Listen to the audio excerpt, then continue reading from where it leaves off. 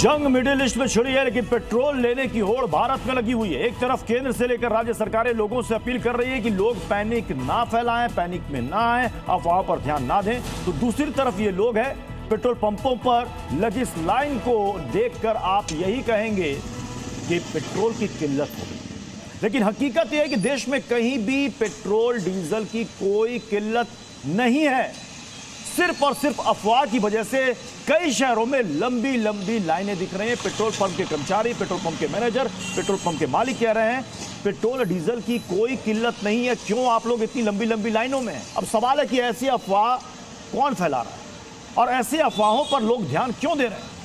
Petrol और gas किल्लत की अफवाह के बाद पेट्रोल पंप और एलपीजी के गोदामों पर भारी भीड़ देखने को मिल रही है। लोग रात से ही, सोचिए, रात से ही कतार में खड़े हुए।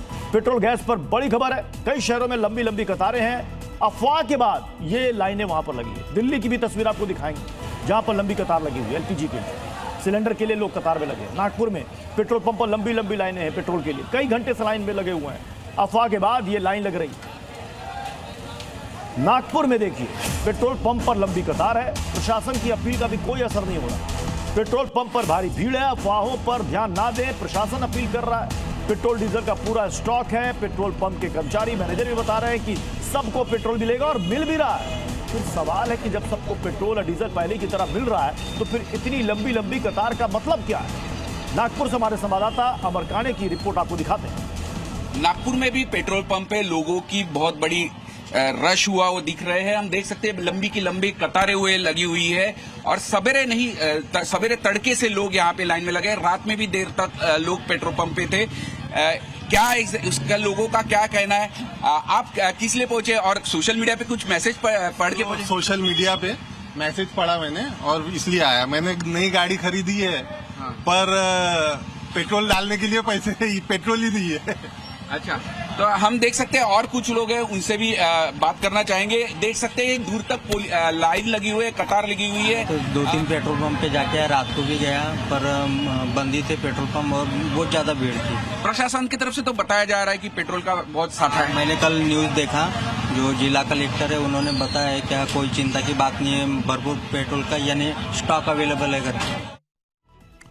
अहमदाबाद में एलपीजी के लिए लाइन लगी हुई है, अफवाहों पर ध्यान ना दे, सरकार की तरफ से कहा जा रहा है, प्रशासन की तरफ से अपील भी की जा रही है, लेकिन इसका कोई असर देखने को नहीं मिल रहा है। ईंधन और गैस का पूरा स्टॉक है, सरकार कह रही है एलपीजी लेने के लिए, इसके बावजूद वहां पर लंबी लंबी लाइनें लगी हुई हैं।